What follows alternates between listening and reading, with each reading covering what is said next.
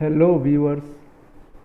तो जैसा कि आपको पता है गवर्नमेंट ऑफ इंडिया ने तो ऑलरेडी यूपीएस का नोटिफिकेशन निकाल दिया है। और अभी गवर्नमेंट ऑफ त्रिपुरा ने भी यूपीएस का नोटिफिकेशन निकाल दिया है। तो जो भी एम्प्लॉयज़ अभी फ़िलहाल एनपीएस पे हैं उनको बहुत जल्द यूपीएस में अगर स्विच करना है तो स्विच करना होगा, या फिर उनको एनपीएस में वो रह सकते हैं। तो बेसिकली आज की इस वीडियो में मैं आपको ये पूरा डिस्कशन करूँगा, बहुत डीपली डिस्कशन करूँगा कि जो एनपीएस का स्ट्रक्चर है, जो कि हमें पता है, तो एनपीएस का स्ट्रक्चर और यूपीएस का जो स्ट्रक्चर है इसमें बेसिकली क्या डिफरेंस है। उसके बाद 15 ऐसे पॉइंट्स, ठीक है, जो कि आपको ये डिसाइड करने में हेल्प करेगी कि किस में कौन सा बेटर है, एनपीएस में कौन सा बेटर है, ओपीएस पे कौन सा बेटर है और यूपीएस पे कौन सा बेटर है। तो ये आपको इस वीडियो में one by one, step by step details में समझाया जाएगा। जैसा कि मेरा हर एक वीडियो होता है कि बहुत लंबा होता है पर डिटेल्स पे होता है। तो यहाँ पे मैं कुछ चीज़ें आपके साथ डिटेल्स में मैं शेयर करूँगा। वो होगा जैसे पेंशन। बेसिकली ये जो एनपीएस और यूपीएस है तो ये बेसिकली पेंशन का ही है। तो हम दोनों में देखेंगे कि किस में कितना पेंशन है, एनपीएस और यूपीएस पे। उसके क्या टर्म्स एंड कंडीशंस हैं। उसके बाद आपको ग्रेचुइटी क्या मिलेगी, आपको लीव सैलरी क्या मिलेगी, ठीक है। अगर आप वीआरएस लेते हैं तो फिर आपका क्या बेनिफिट होगा।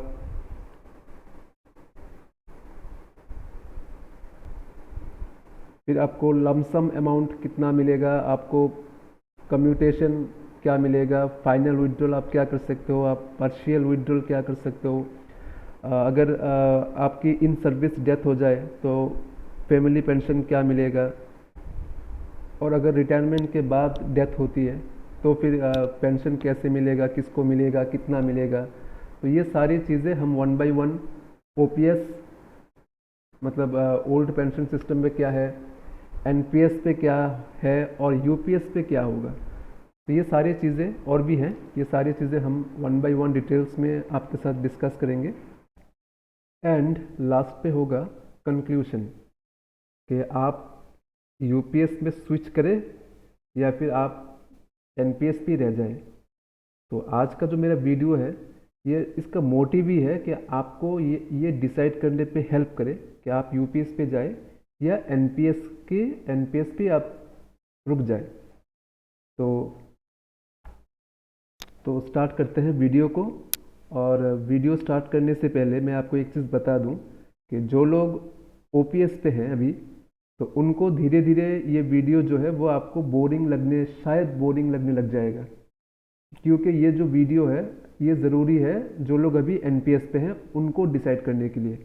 तो जो एनपीएस वाले हैं यहाँ पे, वो इस वीडियो को पूरा देखिए, स्किप मत कीजिए, धीरे धीरे देखिए। और इसको हो सके तो आप अपने कंप्यूटर या लैपटॉप पे देखिए, क्योंकि फ़ोन का स्क्रीन में ये शायद छोटा आ जाएगा। तो बहुत इन्फॉर्मेटिव है, आपको कहीं इस तरीके का वीडियो नहीं मिलेगा देखने के लिए, तो आप इसको ध्यान से देखिए। चलिए स्टार्ट करते हैं। तो ओल्ड पेंशन सिस्टम पे क्या होता था कि एम्प्लॉय को, जब वो एम्प्लॉय रिटायरमेंट पे जाते थे, उनको गवर्नमेंट की तरफ से पेंशन दिया जाता था, जो कि एक एम्प्लॉय का प्रिविलेज है, उनको ये पेंशन मिलना चाहिए। तो दूसरी तरफ क्या होता था कि ये जो पेंशन जो खर्चा है वो पूरा गवर्नमेंट को खुद के पैसे से देना होता था। तो गवर्नमेंट ने उसके बाद क्या किया, 2004 को गवर्नमेंट ने एनपीएस लागू कर दिया, जहाँ पे क्या होता था कि कुछ पैसे मंथली आप दोगे, कुछ पैसे गवर्नमेंट देगी, ऐसे करके एक आपका एक कॉर्पस बनेगा। इसे कहते हैं कॉर्पस। एक कॉर्पस आपका बनेगा, फिर उस कॉर्पस से आपको पेंशन दिया जाएगा। तो जो लोग कहते हैं कि एनपीएस पे पेंशन नहीं है, ये गलत है। एनपीएस पे पेंशन है, अच्छा खासा है, पर कितना है उसका कोई गारंटी नहीं है। वो बहुत ज़्यादा भी हो सकता है या फिर आपके एक्सपेक्टेशन से कम भी हो सकता है। तो वो मार्केट के ऊपर डिपेंड करता है। तो जब हम मार्केट का नाम सुनते हैं, हम सोचते हैं कि ये स्टॉक मार्केट है, जहाँ पे शायद पैसा रातों रात डबल हो जाएगा या तो फिर रातों रात पैसा डूब जाएगा। तो ऐसा बिल्कुल भी नहीं है। ये जो आपका जो पैसा है वो गवर्नमेंट बॉन्ड्स पे लगते हैं, सिक्योरिटी, जहाँ पे बहुत सिक्योर्ड चैनल पे ये इन्वेस्ट होता है। ठीक है, और फिलहाल इतने सालों में एनपीएस का कभी किसी का नुकसान नहीं हुआ। मिनिमम 8% से लेके ये ईयरली 17.5% के करीब ग्रोथ हुआ है।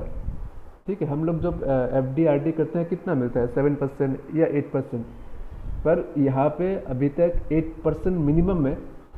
ऊपर जाएगा तो ये 17.5% तक भी गया है। शायद आगे जाके अगर इंडिया का इकोनॉमी अच्छा रहा तो ये शायद बहुत ऊपर जाए। तो ये जितना ऊपर जाएगा उतना ही आपका जो पेंशन है वो बढ़ता रहेगा, पर ये फिक्स नहीं है।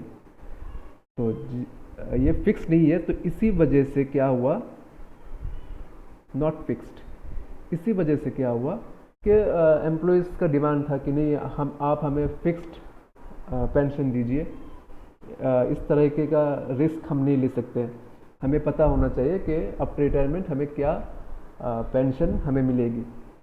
तो इसी वजह से गवर्नमेंट ने अभी यूपीएस को लाया है। तो गवर्नमेंट का कहना है कि ये एक एश्योर्ड पेंशन पॉलिसी है, जहाँ पे आपको पहले से ही पता होगा कि आपका पेंशन क्या होगा, जैसा कि आपके ओल्ड पेंशन पे था। ठीक है, तो यहाँ पे भी आपको एक एश्योर्ड पेंशन का दावा गवर्नमेंट ने किया है। तो चलिए, तो इसकी कितनी सच्चाई है और इसका कितना इम्प्लीमेंटेशन है, तो वो हम थोड़ा डीपली हमें समझना होगा। तो चलिए अभी समझते हैं स्ट्रक्चर को।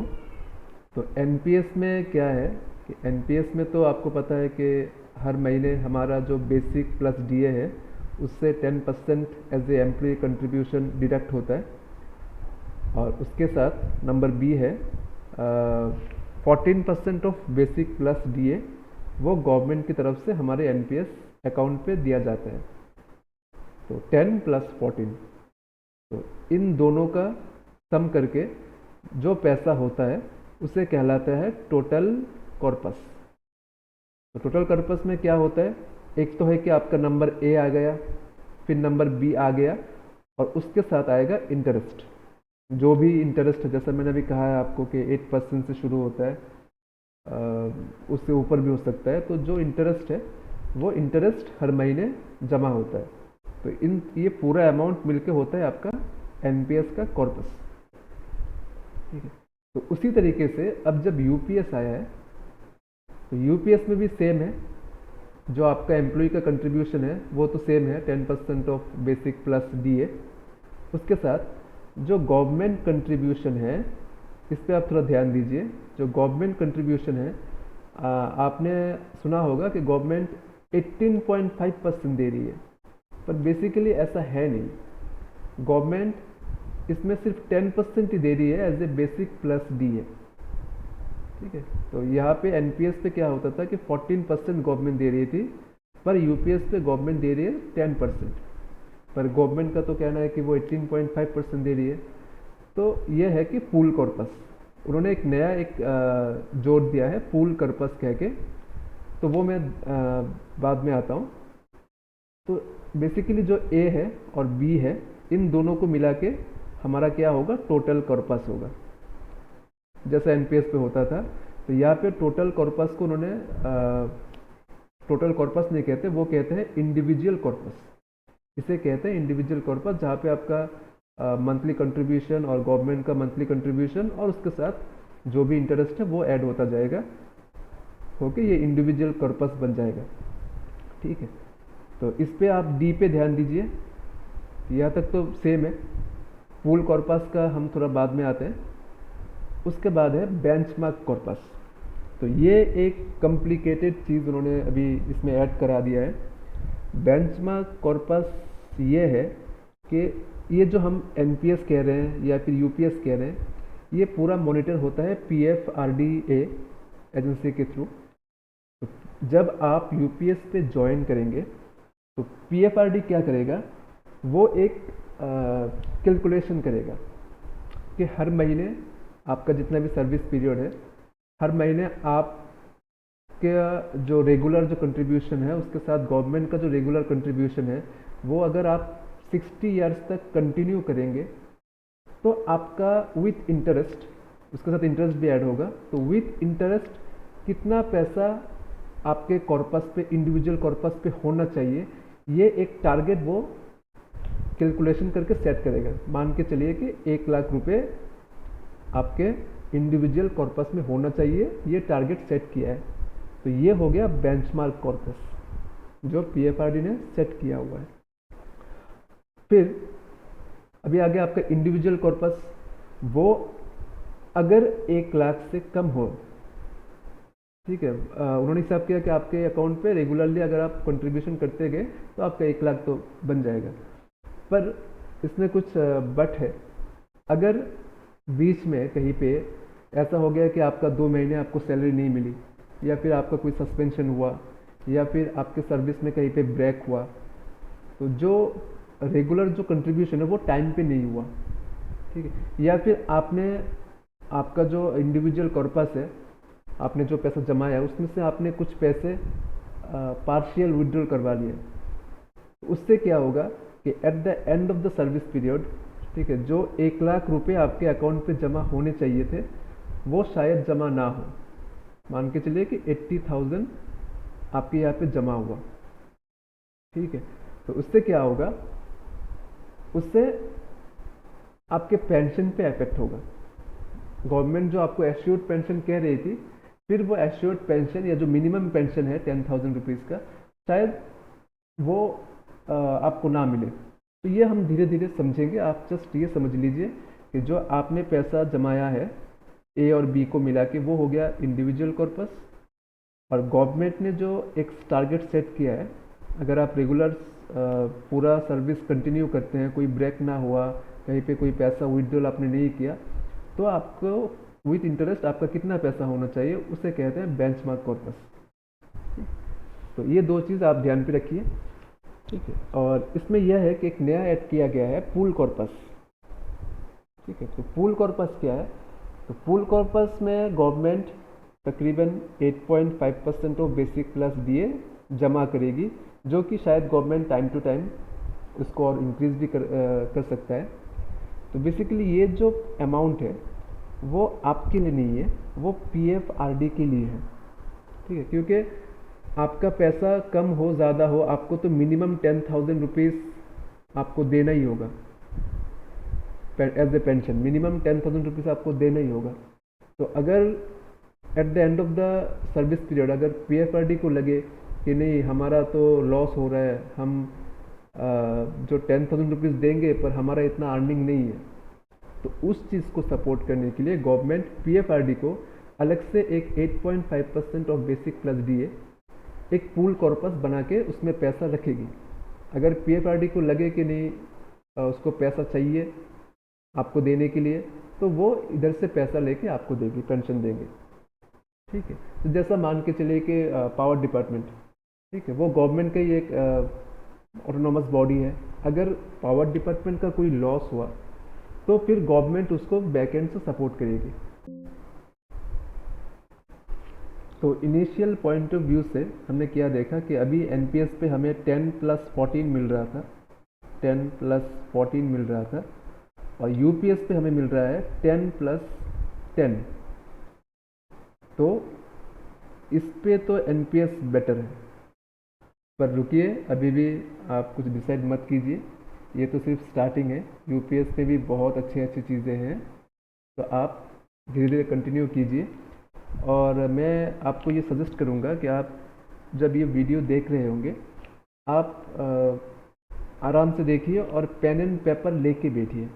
आप खुद भी इस चीज़ को नोट कीजिए या फिर कैलकुलेशन कीजिए, ठीक है। तो आपको फिर ये अंडरस्टैंडिंग बेटर होगा, क्योंकि ये एक बहुत इम्पोर्टेंट आपका डिसीजन है लाइफ का।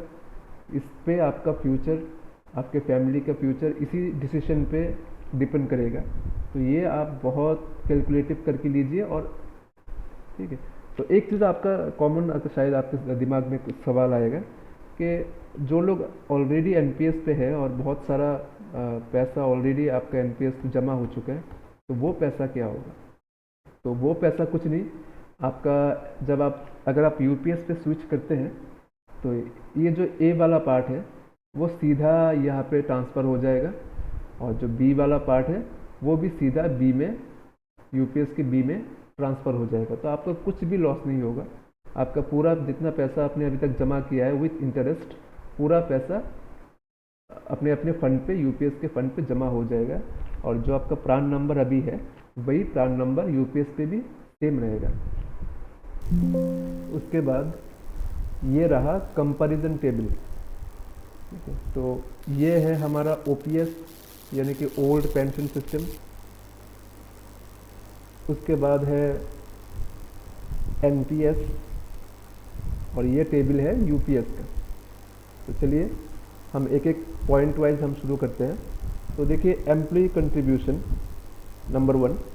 तो एम्प्लॉय कंट्रीब्यूशन क्या है कि ओपीएस वालों को तो ऐसा कोई कंट्रीब्यूशन उनका है था नहीं, तो वहाँ पे नॉट एप्लीकेबल। एनपीएस पे क्या था 10% ऑफ बेसिक प्लस डीए, और यूपीएस पे भी सेम है। तो ये चीज़ दोनों पे ही सेम है। फिर आएंगे नंबर 2 पे। तो मेरे साथ साथ आप भी थोड़ा थोड़ा नोट कीजिए, फिर आपको ज़्यादा आपको बेटर डिसीजन लेने में आपको हेल्प होगी। तो गवर्नमेंट कंट्रीब्यूशन, तो यहाँ पे क्या है कि एनपीएस पे फ़िलहाल 14% है ऑफ बेसिक प्लस डीए, पर यूपीएस पे क्या है कि यूपीएस पे गवर्नमेंट तो कह रही थी कि 18.5% है, पर मेरा जो कॉर्पस है वहाँ पे सिर्फ जमा होगा 10% ऑफ बेसिक प्लस डीए, बाकी 8.5% वो गवर्नमेंट टू पीएफआरडी को सपोर्ट करने के लिए है, जैसा कि मैंने आपको बताया।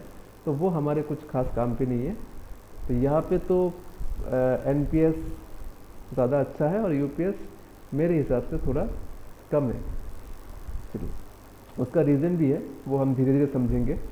तो ये है सबसे इम्पोर्टेंट पॉइंट, पेंशन।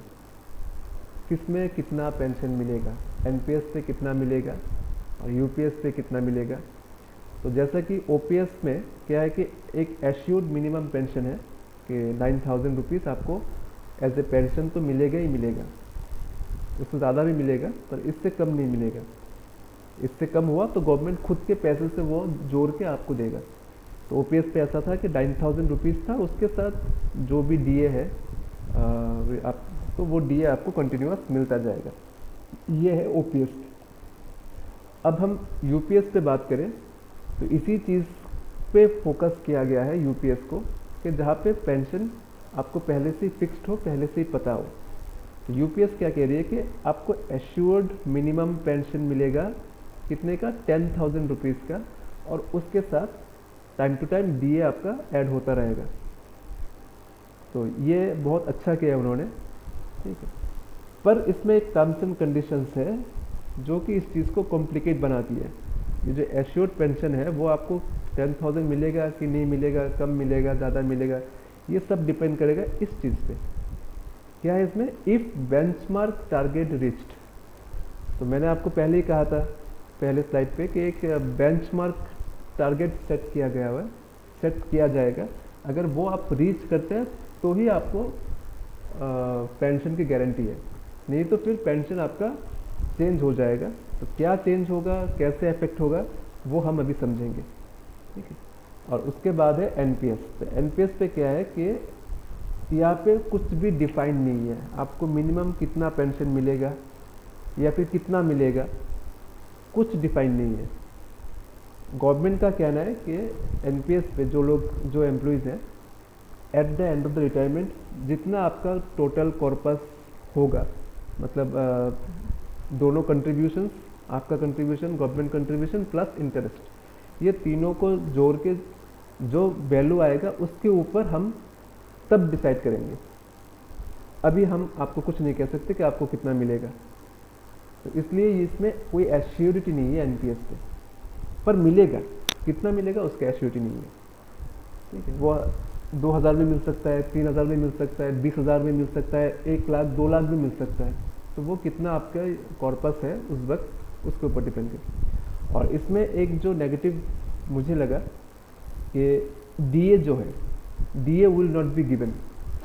तो at the end of the 60 years जब आपका पेंशन फिक्स्ड होगा, एनपीएस पे भी आपका पेंशन फिक्स्ड होगा as per your corpus value. तो शायद मान के चलिए कि आपका पेंशन फिक्स्ड हुआ 50,000, तो ये 50,000 पूरा साल सेम रहेगा, इसमें ना कोई इंक्रीज होगा ना कोई डिक्रीज होगा। ठीक है, तो यूपीएस या ओपीएस में क्या है कि time to time government DA देती है, हर साल 2 बार देती है या साल पे 1 बार, जितना देती है आपका पेंशन बढ़ता जाता है। पर एनपीएस पे क्या होगा कि जो फिक्स्ड हुआ है वही हुआ है, उसके बाद आपका पेंशन कभी नहीं बढ़ेगा या फिर कभी नहीं घटेगा। ठीक है, तो at the time of the retirement what ever pension is fixed it will not increase और डिक्रीज। तो इस चीज़ में एनपीएस में ये डीए का कोई वहाँ पे अलॉट नहीं किया गया है। तो हम इस पेंशन को एक छोटा सा एग्जांपल के माध्यम से समझते हैं कि अगर आप ओपीएस पे हैं, ओपीएस, तो उसमें क्या है कि मान के चलिए कोई एक एम्प्लॉय है, उनका रिटायरमेंट अभी इसी साल होगा, 2025 को होगा। उनका बेसिक पे जो होगा वो है, लास्ट जो बेसिक पे है वो है 40,000, और उसके साथ अभी मान के चलिए कि डीए है 50%। ठीक है, तो 40,000 का डीए 50% यानी 20,000। तो जब ओपीएस पे जब उनका पेंशन फिक्स्ड होता है वो होता है कि 50% ऑफ बेसिक प्लस डीए। तो 50% कितना हुआ, 40,000 का 50% यानी 20,000 प्लस डीए उस वक्त कितना था, 50% था। तो अभी जो नया बेसिक है, अभी बेसिक बन चुका है 20,000, तो इसके ऊपर फिर से 50% डीए यानी 10,000। तो बहुत आसान है, यहाँ पे उनको 30,000 पेंशन उनको मिलेगा। और उसके साथ साथ जितना अभी उनका बेसिक बन चुका है 20,000, अभी टाइम टू टाइम गवर्नमेंट जितना डीए देती रहेगी उतना ही उनका डीए बढ़ता जाएगा। तो डीए बढ़ेगा तो फाइनली इनका पेंशन भी बढ़ता जाएगा। तो ये था ओपीएस पे। तो और एनपीएस पे क्या है कि एनपीएस में आपको कितना पेंशन मिलेगा वो आपको पता ही नहीं है। जब आपकी उम्र 60 ईयर्स होगी, जब आप रिटायरमेंट पे जाओगे, उस वक्त आपको बताया जाएगा कि आपको इतना पेंशन मिलेगा। मान के चलिए 40,000 आपको पेंशन मिलेगा। फिर आप जितना साल आप सर्वाइव करते हैं उतना आपको पूरा लाइफ लॉन्ग ये 40,000 रुपीज़ फिक्स्ड हर महीने मिलता जाएगा। इससे कोई ना इंक्रीज होगा ना डिक्रीज होगा। और अभी देखते हैं यूपीएस पे पेंशन का क्या फॉर्मूला है, कैसे पेंशन मिलेगा। तो ये थोड़ा आप ध्यान से देखिए। ठीक है, मैंने इसको बहुत सिंप्लीफाई तरीके से आपके लिए यहाँ पे दिखा रहा हूँ। तो क्या होगा कि जो फॉर्मूला है ये देख लीजिए, 50% ऑफ एवरेज बेसिक, मतलब लास्ट 12 महीने आपने जो सर्विस किए हैं, जैसे आपका रिटायरमेंट 2025 को है, तो 2024 से लेके 2025 तक लास्ट 12 महीने में, ठीक है, आपका तो फाइनली लास्ट बेसिक कितना था, 40,000 था। पर 12 महीने पहले तो ये 40,000 नहीं था, ठीक ना। तब उस आपको 12 महीने पहले एक इंक्रीमेंट जोड़ के फिर आपका 40,000 हुआ है। तो जो भी हो, लास्ट 12 महीने में आपका जितना जितना बेसिक था हर महीने, मान के चलिए कि तो पहले था 39,000, उसके बाद 6 महीने 39,000 था, उसके बाद लास्ट 6 महीने 40,000 करके था। तो लास्ट 12 महीने में हर एक बेसिक को आपको प्लस करना है। ठीक है, 39,000 प्लस 39,000 प्लस जो भी हो 12 महीने का आपको प्लस करना है। प्लस करने के बाद आप डिवाइड करेंगे 12 से, मतलब ये 12 महीने के लास्ट जो 12 महीने का जो बेसिक है उसका एवरेज आपको निकालना है। ठीक है, तो 12 से आप डिवाइड करेंगे तो जो बेसिक आएगा वो होगा यहाँ पे एज ए 50%, वो होगा आपका बेसिक। तो मान के चलिए कि जैसे आपका लास्ट बेसिक 40,000 था, तो यहाँ पे थोड़ा कम हो जाएगा।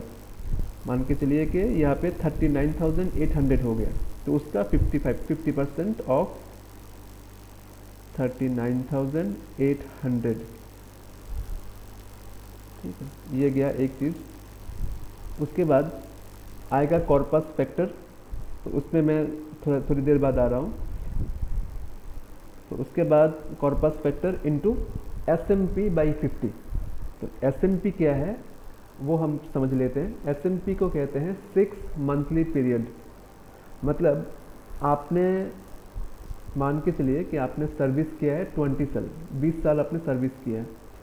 तो 20 साल में कितने 6 महीने थे? तो एक साल में 2 6 महीने थे, तो हर एक 6 महीने के लिए 1 पॉइंट, यानी एक साल के लिए 2 पॉइंट।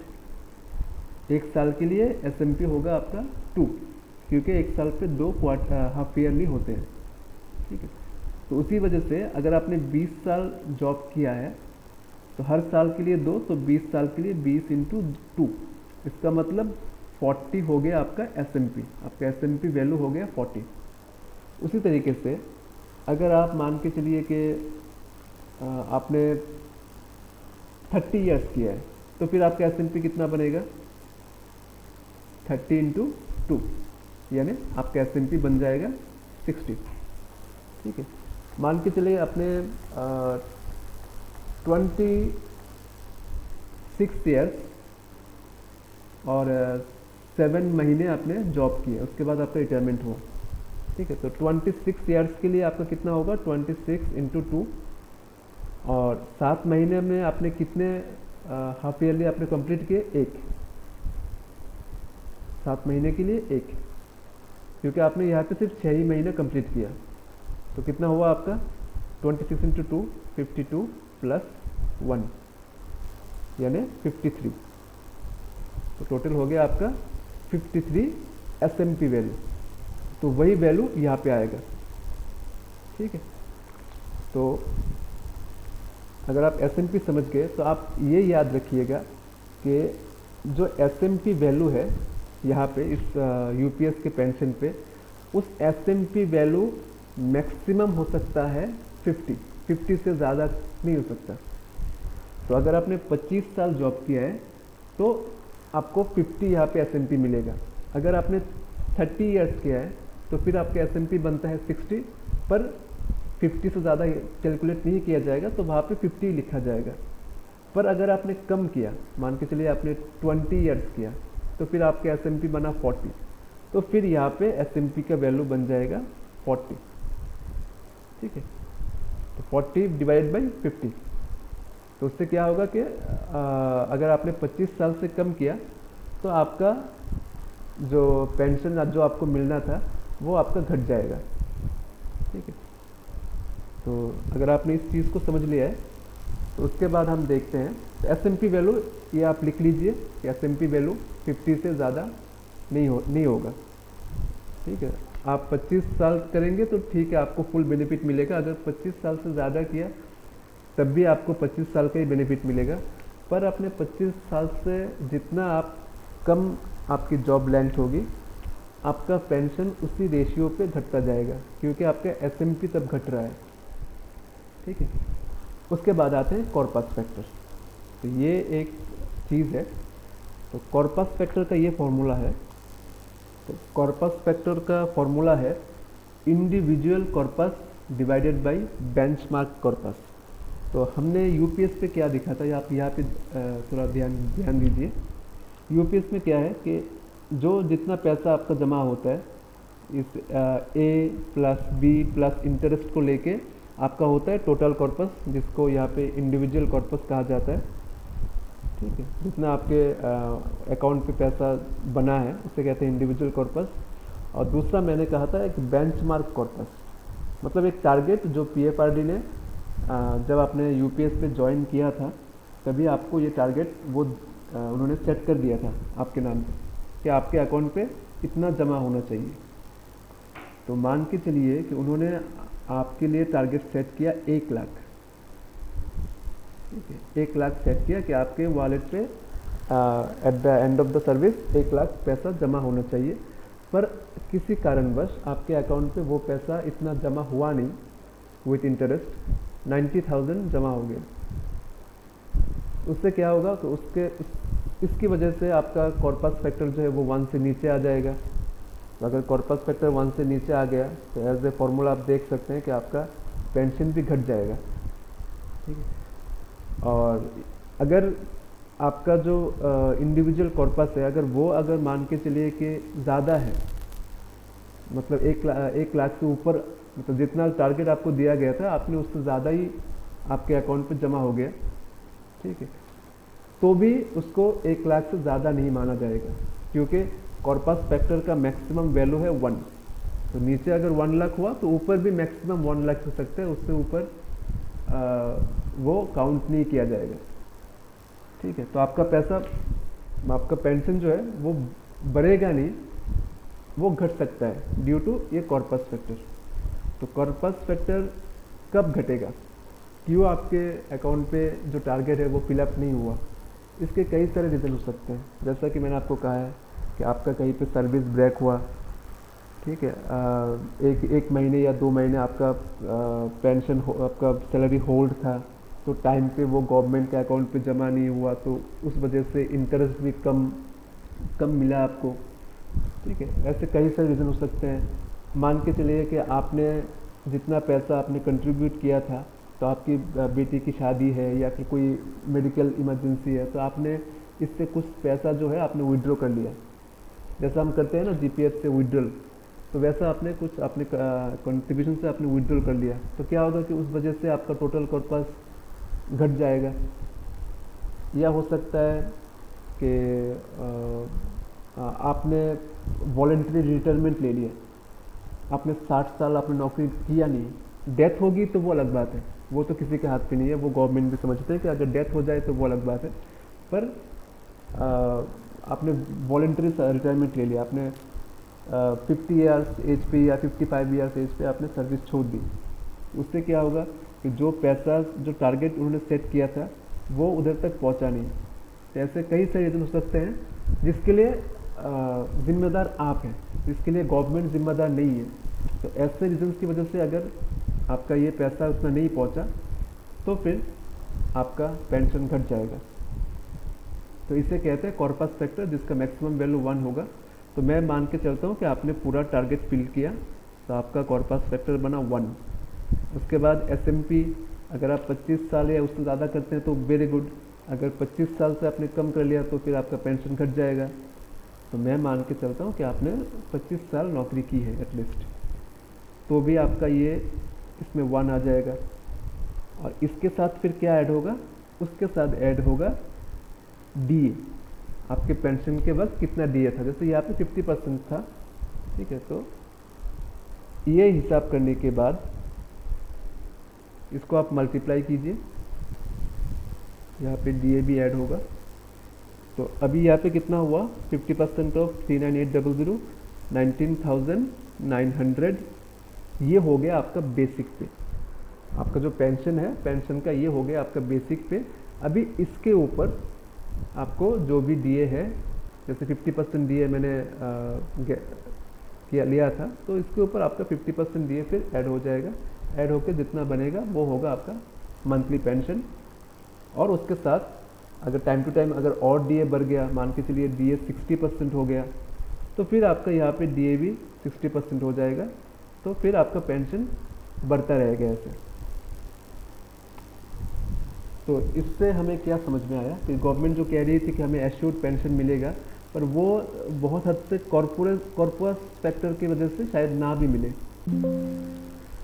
तो जो लोग यहाँ तक इस वीडियो को देख रहे हैं, तो उनको तो इतना पता चल गया है कि अगर आपने बीच में कुछ भी स्किप किया या फास्ट फॉरवर्ड किया, तो फिर आपको कुछ समझ में नहीं आएगा, फिर इस वीडियो बनाने का कोई मतलब नहीं रहेगा, ठीक है। तो आप शांति से देखते रहिए और इसको नोट करते रहिए। तो जैसा कि ये जो थर्ड पॉइंट है पेंशन का, तो जहाँ पे यहाँ पे मैंने कहा था कि यूपीएस में मिनिमम 10,000 का आपको एश्योर्ड, गवर्नमेंट कह रही है कि आपका मिनिमम 10,000 आपको पेंशन मिलेगा ही मिलेगा, ठीक है।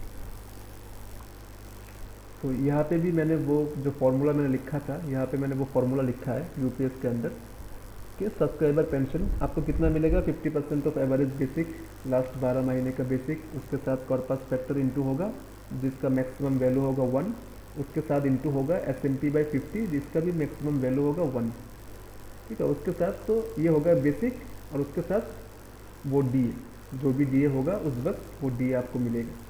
तो गवर्नमेंट का कहना है कि आपका 10,000 एश्योर्ड है। वो कैसे एश्योर्ड है, तो मैंने आपको कह दिया कि आपने अगर कॉर्पस फैक्टर जो कि टारगेट पे पहुंचना या ना पहुंचना वो आपके हाथ से है। आप अगर पूरा 60 साल तक आपका अगर स्मूथ अगर सर्विस रहा, टाइम टू टाइम आपको सैलरी आपको क्रेडिट होता रहा, तो आप टारगेट पहुंच जाएंगे। वो टारगेट ऐसे ही सेट किया हुआ है। अगर आपने बीच में कुछ गैप दिया तो फिर आपका कॉर्पस फैक्टर घट जाएगा, जिसके लिए जिम्मेदार आप हैं। तो फिर तब आपको अगर अगर कैलकुलेशन पे ऐसा आए कि 8000 आपका पेंशन आ रहा है, ये पूरा हिसाब करके आपकी मान के चलिए आपने सर्विस बहुत कम किया, 10 साल किया, एक पियोन पोस्ट पे आपने जॉब किया जहाँ पे आपका इतना कुछ सैलरी बहुत कम था। तो अगर इस केस में अगर क्या होगा, उस केस में आपके एसएनपी कम होगा, सर्विस लेंथ कम होगा, जिसका ये आप जिम्मेदार नहीं हो। ठीक है, तो एसएनपी की वजह से अगर ऐसा हो कि आपका टोटल बेसिक 10,000 से कम हो रहा है, तो गवर्नमेंट वो आपको खुद से पैसा दे के भी 10,000 वो देगी, वो एश्योर्ड है। ठीक है, तो एसएनपी के लिए कोई टेंशन नहीं है। टेंशन है कॉर्पस फैक्टर के लिए। अगर कॉर्पस फैक्टर कम हुआ, जिसका जिम्मेदार आप हो, ठीक है, और तब आपका ये टोटल कैलकुलेशन करके आपका बेसिक आ रहा है 8,000 या 6,000 या 7,000, उस केस पे गवर्नमेंट आपको 10,000 खुद से नहीं देगी। उस केस पे कॉर्पस फैक्टर का जिम्मेदार आप है, तो इसलिए जो पेंशन बनेगा उस वक्त आपको वही मिलेगा। ठीक है, आप एश्योर्ड पेंशन से आप छूट जाएंगे। तो ये बात आप बहुत ध्यान से रखिए। ठीक है, चलिए नेक्स्ट देखते हैं क्या है इसमें। तो हमारा ये 3 पॉइंट हो गया। अभी आते हैं चौथा point, minimum service period to receive pension. ठीक है, आपको मिनिमम कितना सर्विस करना ही होगा आपको पेंशन मिलने के लिए। तो ओपीएस पे क्या है कि ओपीएस पे आपको मिनिमम 10 साल आपको सर्विस करना ही है। अगर आपने 10 साल से नीचे किया तो आपको फिर कोई पेंशन नहीं मिलता है। तो और यूपीएस पे भी बिल्कुल सेम रूल्स उन्होंने फॉलो किया है। अगर आपने 10 साल से नीचे जॉब किया है तो फिर आपको कोई पेंशन नहीं मिलेगा, और जितना पैसा आपके एंड से और गवर्नमेंट के एंड से आपके कॉर्पस पे जमा हुआ है, इंडिविजुअल कॉर्पस पे, वो पैसा आपको लौटा दिया जाएगा। ओके, और फिर आया एनपीएस पे। तो एनपीएस पे तो ऐसा कोई प्रावधान है ही नहीं कि कितना आपको मतलब मिनिमम सर्विस करना है। ठीक है, मिनिमम शायद 3 साल है। अगर आपने 3 साल से ऊपर कर लिया और आपके कॉर्पस पे 5 लाख रुपीज़ एटलीस्ट है, तो फिर आपका पेंशन मिलेगा। फिर जितना आपका कॉर्पस है उसी के अकॉर्डिंग आपका पेंशन फिक्स किया जाएगा। ठीक, अगर 5 लाख से नीचे हुआ या 3 साल से नीचे हुआ आपका जॉब, तो फिर आपको पेंशन नहीं मिलेगा। जितना आपके कॉर्पस पे है वो पैसा आपको वापस कर दिया जाएगा। तो 5 लाख बहुत कम है। अगर आपने ठीक से 3 या 4 साल जॉब किया तो आपके एनपीएस अकाउंट पे वो 5 लाख से ऊपर ही हो जाएगा। तो उसके बाद आते हैं number 5, minimum service period to get full pension benefit. ठीक है, तो कितना सर्विस, मान के चलिए कितना सर्विस अगर आपने किया तो आपको पूरा बेनिफिट मिलेगा पेंशन का। तो ओपीएस पे क्या है कि आपको मिनिमम अगर आपने 25 साल जॉब किया तो आपको फुल बेनिफिट मिलेगा। अगर आपने 20 साल किया तो भी आपको पेंशन मिलेगा, पर कम मिलेगा। अगर आपने 10 साल से कम किया तब आप जाके आपको पेंशन नहीं मिलेगा। आप अगर 10 साल से ज़्यादा करते हैं तो आपको पेंशन मिलेगा, और अगर आप 25 साल या उससे ज़्यादा करते हैं तो आपको फुल पेंशन मिलेगा। ठीक है, वही सेम रूल्स यूपीएस पे भी फॉलो किया गया है। अगर आप 25 साल करते हैं तो आपका एसएनपी कितना बनेगा, 50 बनेगा, या फिर आप 30 साल करते हैं तो तब भी आपका एसएनपी 50 माना जाएगा। तो आपको पूरा जो बेनिफिट है पेंशन का वो मिलेगा। और एनपीएस पे तो ऐसा कुछ नहीं है। ठीक है, एनपीएस पे आपने जितना पैसा आपके कॉर्पस पे है उसी के अकॉर्डिंग आपका पेंशन फिक्स किया जाएगा। उसके लिए कोई minimum service period to get full pension benefit ऐसा कुछ नहीं है। आपको सिर्फ 3 साल से ज़्यादा करना है और आपके अकाउंट पे 5 लाख से ज़्यादा जमा होना चाहिए पेंशन पाने के लिए। ठीक है, तो उसके बाद है ग्रेचुइटी। तो ग्रेचुइटी एक बहुत अच्छा अमाउंट है रिटायरमेंट के बाद। ठीक है, तो ये देखिए जो अभी ओल्ड पेंशन है, तो यहाँ पे इसका फॉर्मूला है लास्ट बेसिक।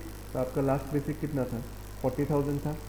तो last basic 40,000 into SMP। SMP यानी आपने कितना सर्विस किया है। अगर आपने 30 साल किया है तो यहाँ पे इंटू 60 होगा, अगर आपने 20 साल किया है तो इंटू 40 होगा। तो उस हिसाब से SMP जितना भी आएगा उसमें कोई लिमिट नहीं है, जितना भी आएगा वो डायरेक्टली यहाँ पे मल्टीप्लाई हो जाएगा और होल डिवाइडेड बाई 4। तो जो जो अमाउंट आएगा, मान के चलिए कि यहाँ पे अमाउंट आया 12 लाख, 12 लाख अमाउंट आया आपका ग्रेचुइटी। पर त्रिपुरा गवर्नमेंट एम्प्लॉयज़ के लिए जो मैक्सिमम पैसा मिलेगा आपको वो मिलेगा 10 लाख। अगर आपके यहाँ पे 12 लाख भी आता है तब भी आपको 10 लाख का लिमिट है, उससे ज़्यादा नहीं मिलेगा। अगर 9 लाख आता है तो फिर 9 लाख आपको पूरा मिल जाएगा। और उसी तरीके से सेंट्रल गवर्नमेंट के लिए ये लिमिट है 25 लाख। ठीक है, अगर 25 लाख से ज़्यादा हुआ तो उनको 25 लाख से मिलेगा, अगर 25 लाख से नीचे हुआ तो उनको पूरा मिल जाएगा। ये गया ग्रेचुइटी। ये हर जगह सेम है, ये NPS में भी बिल्कुल सेम है, UPS पे भी बिल्कुल सेम है। ठीक है, ये ग्रेचुइटी आपको तीनों में ही मिलेगा, उसका फॉर्मूला भी बिल्कुल सेम है, कोई चेंज नहीं है। फिर आएगा एक लीव सैलरी जो 300 डेज का होता है मैक्सिमम अनलिव जो हम सेव करते हैं, तो उसे लीव सैलरी कहते हैं। तो वो लीव सैलरी भी मिलेगा। उसका फॉर्मूला क्या है, तो जो OPS पे जो आपका लास्ट बेसिक था, मान के चलिए 40,000 आपका लास्ट बेसिक था, प्लस DA, उस वक्त DA शायद 50% था, तो यानी 20,000। तो 40,000 प्लस 20,000 यानी 60,000 इंटू आपने कितना ईयर सेव किया। आपका यहाँ पे मैक्सिमम लिमिट है 300, मान के चलिए आपका अगर 300 है तो ये 300/30। अगर आपका ईयर 280 है तो 280/30 करके जितना आएगा, इसमें कोई कैपिंग नहीं है, जितना आएगा पूरा पैसा आपको दिया जाएगा। कैपिंग सिर्फ ये 300 डेज पे है। 300 डेज से ज़्यादा अगर आपके पास बचा भी तो उसको 300 ही माना जाएगा। तो ये होगा आपका लीव सैलरी। ठीक है, यानी कि आपका जो लास्ट बेसिक प्लस दिया था उसका 10 टाइम्स 10 महीने का बेसिक प्लस दिए आपको एक साथ मिल जाएगा। तो ये सेम रूल्स ये NPS से भी बिल्कुल सेम है और OPS के लिए भी बिल्कुल सेम है, कोई चेंज नहीं है। तो ग्रेचुइटी और लीव सैलरी के बारे में आपको कोई सोचने की ज़रूरत नहीं है, वो हर जगह सेम है। तो अब आते हैं point number 8, VRS voluntary retirement. अगर कोई एम्प्लॉई अगर 60 ईयर्स से पहले खुद से रिटायरमेंट ले ले तो उसे कहते हैं VRS, आपको पता होगा। तो VRS में क्या है कि आप जब भी मतलब ओल्ड पेंशन सिस्टम पे मान के चलिए आपका एज अभी 55 है और आपने VRS ले लिया है, तो इमीडिएटली आपको पेंशन शुरू हो जाएगा। ठीक है, आपका लास्ट बेसिक जितना था उसका 50% प्लस DA करके आपका पेंशन स्टार्ट हो जाएगा ओल्ड पेंशन पे। ठीक है, अगर हम NPS पे देखते हैं, अगर वही आपने 55 ईयर्स पे या 50 ईयर्स पे आपने VRS ले लिया, खुद से आपने रिटायरमेंट ले लिया, तब आपको उस वक्त कोई पेंशन आपको नहीं मिलेगा। आपको वेट करना होगा कि जब आपका एज 60 हो, मतलब आपका एक्चुअल रिटायरमेंट डेट है, तब जाके आपका ये VRS आपका पेंशन स्टार्ट होगा। और यही रूल्स बिल्कुल NPS का रूल्स ही फॉलो होगा UPS पे, इस पर कोई चेंज नहीं है। अगर आपने 52 एज पे भी आपने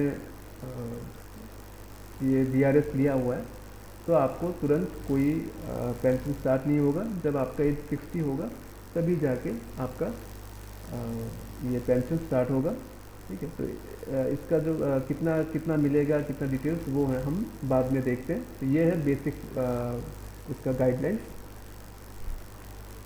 तो चलते हैं हमारे नेक्स्ट पेज पे। तो पॉइंट नंबर 9, ग्रुप इंश्योरेंस। तो ये भी रिटायरमेंट के बाद एम्प्लॉयज़ को मिलता है। तो अभी ओल्ड पेंशन में क्या है कि जितना आपने हर महीने आपके सैलरी से ये डिडक्ट हुआ था, तो वो सारा पैसा इस ग्रुप इंश्योरेंस अकाउंट पे जमा होता है और उसके साथ जो भी इंटरेस्ट बनेगा, पूरा जितना भी पैसा होगा वो पूरा पैसा आपको ड्यूरिंग रिटायरमेंट आपको दे दिया जाएगा। ठीक है, तो यहाँ पे त्रिपुरा गवर्नमेंट के में इसका एक लिमिट है अच्छा, ये तो गया। आपको पूरा पैसा मिल जाएगा, इसमें कोई लिमिट नहीं है, जितना भी आपका पैसा बनता है पूरा दिया जाएगा। ओके। उसके साथ क्या है कि इसका नाम है ग्रुप इंश्योरेंस, यानी कि आपका लाइफ इंश्योरेंस। अगर आपकी किसी भी कारणवश इन सर्विस पीरियड पे, मतलब 60 ईयर्स से पहले आपकी डेथ हो जाती है, तो आपको फैमिली को तब ये पैसा नहीं मिलेगा, आपका कंट्रीब्यूशन का पैसा नहीं मिलेगा। तब आपको सीधा सीधा आपकी फैमिली को, अगर आप त्रिपुरा गवर्नमेंट के ग्रुप डी पोस्ट पे हैं तो आपको 1.5 लाख रुपये आपकी फैमिली को मिल जाएंगे। अगर आप ग्रुप सी हैं तो आपको फैमिली को 3 लाख रुपीज़ मिल जाएंगे। अगर आप ग्रुप बी है तो 4.5 लाख मिलेंगे, और अगर आप ग्रुप ए है तो 7.5 लाख सीधा सीधा आपके फैमिली को ये दिया जाएगा। ये इंश्योरेंस है ना, लाइफ इंश्योरेंस है, तो इसका पैसा ऐसे ही मिलता है। ठीक है। और इसमें एक जो खास चीज़ है इस ग्रुप इंश्योरेंस में, जो कि रिलेवेंट है हमारे टॉपिक से, तो भी बता देता हूँ। इसमें हर तरीके का डेथ कवर है। अगर जैसे LIC पे आते हैं, आप कोई भी प्राइवेट या पब्लिक आप इंश्योरेंस लेते हैं, तो वहाँ पे सुसाइड डेथ का कोई कवरेज नहीं है। पर हमारे इस ग्रुप इंश्योरेंस में अगर आप सुसाइड से भी आपकी डेथ होती है, तब भी आपकी फैमिली को ये पैसा मिलेगा, जो कि LIC या बाकी चीज़ों पे वो लोग कवर नहीं करते। तो वही चीज़ बिल्कुल सेम टू सेम NPS पे भी बिल्कुल same to same rules follow हैं OPS की तरह, UPS पे भी same to same rules follow है। तो इसको लेके आपको कोई इसमें कोई डिफरेंस है नहीं। तो नेक्स्ट आते हैं number 10, one time lump sum amount. ठीक है। तो one time lump sum amount ऐसा कोई चीज़ OPS पे नहीं है, नॉट एप्लीकेबल। ऐसा कोई पैसा OPS पे नहीं दिया जाता है। NPS पे भी ऐसा कोई पैसा नहीं दिया जाता था, नहीं जाता है। पर UPS में ये पैसा अभी नया ऐड हुआ है, नया ये ऐड हुआ है, तो ये अच्छी बात है। एक पैसा जो है वो अलग से UPS पे आपको मिलेगा, जो किसी और को नहीं मिलता है। तो इसमें क्या है कि इसका जो फॉर्मूला है आपका लास्ट बेसिक, तो आप जब जिस दिन पेंशन पे जाएंगे उस दिन आपका बेसिक, मान के चलिए कि आपका बेसिक है 40,000, प्लस उस दिन जितना DA था, मान के चलिए 50,000, तो 20,000, या बन गया 60,000। 40,000 प्लस 20,000 यानी 60,000। तो मैं यहाँ पे 60,000 लिख देता हूँ। 60,000 इंटू SMP। तो यहाँ पे SMP का कोई लिमिट नहीं है, आपने जितना साल जॉब किया है, मान के चलिए आपने 30 साल जॉब किया है, तो फिर आपका SMP बनेगा कितना, 60। तो मैं मान के चलता हूँ कि आपने 30 साल जॉब किया, तो फिर SMP बनेगा 60 डिवाइडेड बाई 10। ये है फॉर्मूला। तो यहाँ पे आपका कितना आता है, फिर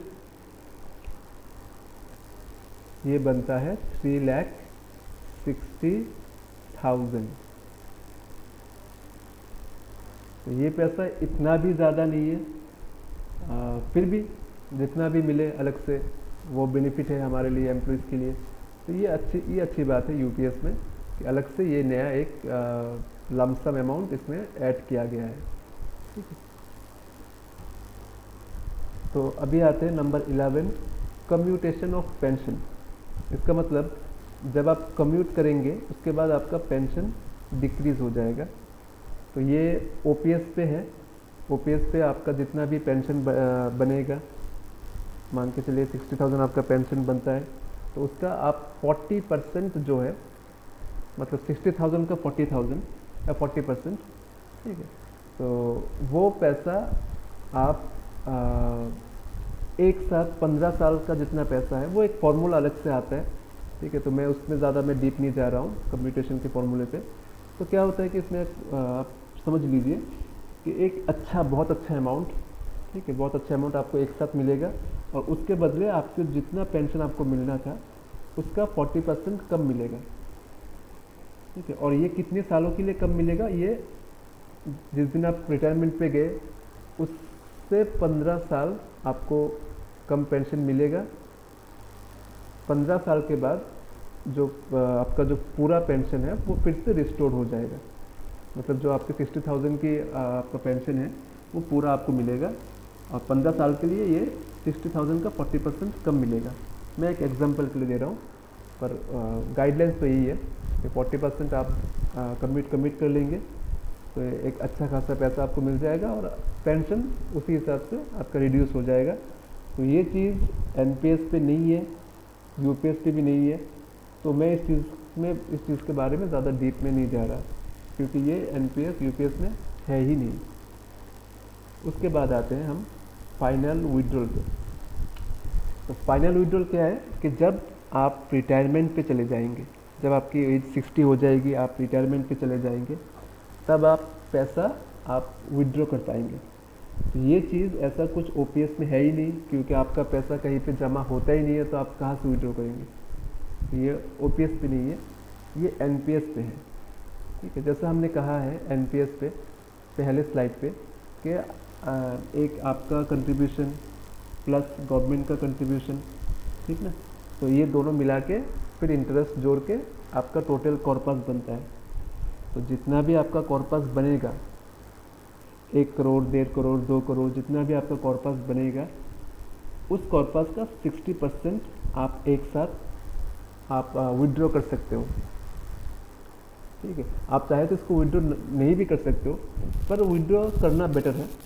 तो आप 60% उस कॉर्पस का विड्रॉ कर लोगे। मान के चलिए आपके अकाउंट पे, आपके एनपीएस पे कॉर्पस था 2 करोड़, उसका आपने 60% यानी 1 करोड़ 20 लाख आपने पूरा ले लिया। तो फिर बाकी जो 80 लाख बचेंगे उसके ऊपर फिर आपका पेंशन फिक्स्ड होगा। अगर आप ये 60% विड्रॉ नहीं करते हैं तो फिर 2 करोड़ रुपए आपके एनपीएस अकाउंट पे होंगे, तो फिर आपका 2 करोड़ के ऊपर आपका पेंशन फिक्स्ड होगा। तो यहाँ पे आपको, आप चाहे तो आप फाइनल विड्रॉल कर सकते हैं, जो कि बहुत अच्छा अमाउंट होगा, करना चाहिए। तो वही चीज़ यूपीएस पे भी दिया गया है, 60% ऑफ टोटल कॉर्पस। जितना यूपीएस के आपके इंडिविजुअल कॉर्पस पे जितना आपका पैसा है 60 ईयर्स के बाद, उसका 60% आप विड्रॉ कर सकते हो, same to same NPS. But उससे क्या होगा, उससे आपका जो बेंचमार्क, जो टारगेट था, ठीक है ना, जो जितना आपका टारगेट था, उससे आप 60% नीचे चले जाओगे, या फिर आपका पैसा बहुत रिड्यूस हो जाएगा। उस वजह से क्या होगा, जो फॉर्मूला है मैं आपको दिखा देता हूँ एक बार। तो ये था हमारा यूपीएस का फॉर्मूला। उससे क्या होगा, जो कॉर्पस फैक्टर है वो बहुत ज़्यादा घट जाएगा। तो कॉर्पस फैक्टर अगर घट गया, उस वजह से आपका जो पेंशन है वो भी बहुत डिक्रीज़ हो जाएगा।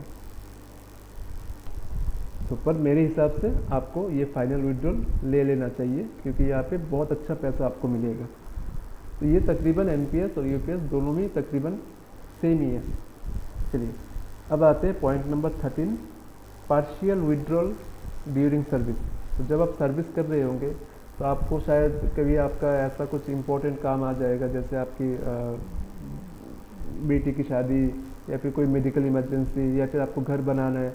तो ऐसे कुछ स्पेसिफाइड रीजंस है, जिस रीजंस के ऊपर आप, जो आपका जो टोटल कॉर्पस है, सॉरी टोटल कॉर्पस नहीं, यहाँ पे एक चीज़ है कि पहले तो ये है कि ये जो पार्शियल विड्रॉल सर्विस है, ड्यूरिंग सर्विस पार्शियल विड्रॉल, ये तो एनपीएस पे, ओपीएस पे नहीं है, क्योंकि आपका ऐसा कोई कॉर्पस या ओपीएस पे बनता ही नहीं है, तो आप किससे पैसा उठाओगे। तो ओपीएस वाले अपने जीपीएफ पे पैसा जमाते हैं, तो इमरजेंसी पे वो जीपीएफ से पैसा उठाते हैं, तो वो अलग चीज़ है। तो वो ओपीएस पे ऐसा कुछ नहीं है पार्शियल विड्रॉ। अभी हम आते हैं एनपीएस पे। एनपीएस पे क्या है कि अगर ज़रूरत पड़ी तो फर्स्ट तो ये आप देख लीजिए कि first 3 ear lock in period है। जब आप एनपीएस पे ज्वाइन करेंगे तो पहले 3 साल आप कोई पैसा आप विड्रॉ नहीं कर सकते। यहाँ पे एडवांस लेने का कोई प्रोविज़न नहीं है।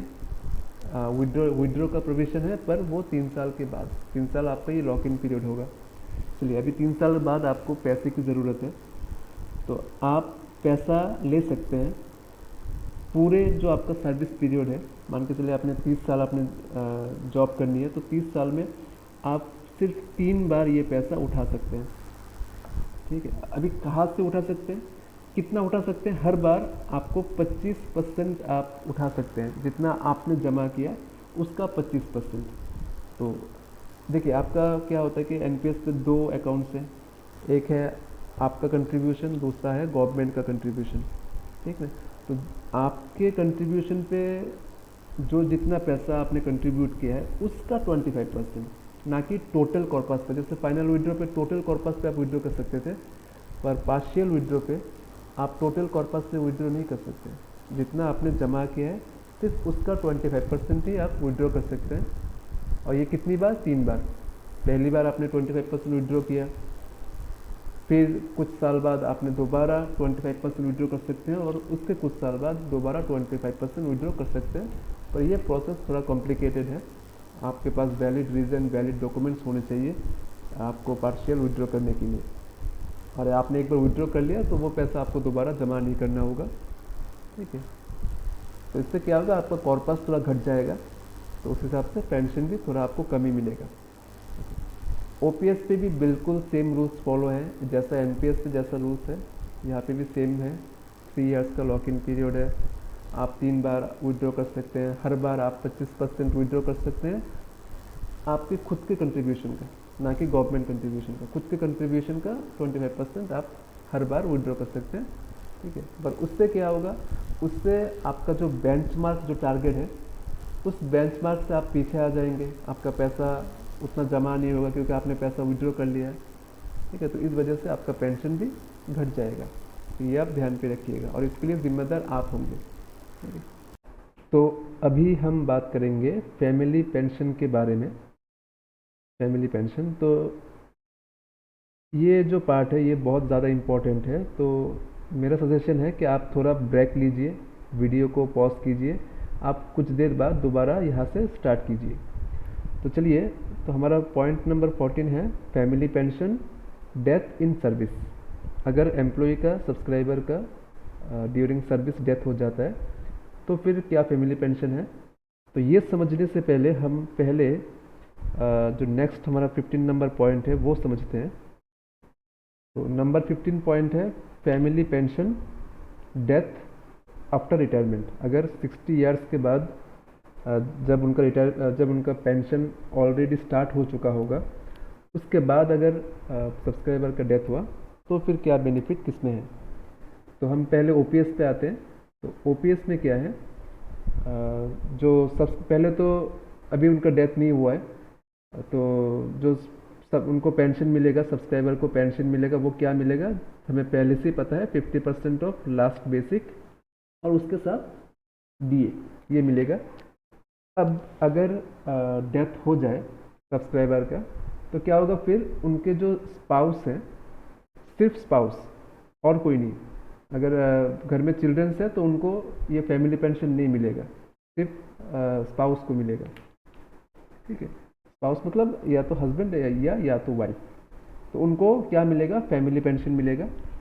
तो क्या मिलेगा, देखिए रूल्स नंबर 1 ये है कि for first 7 year of employ age और 67 ईयर्स विच एवर अर्लियर।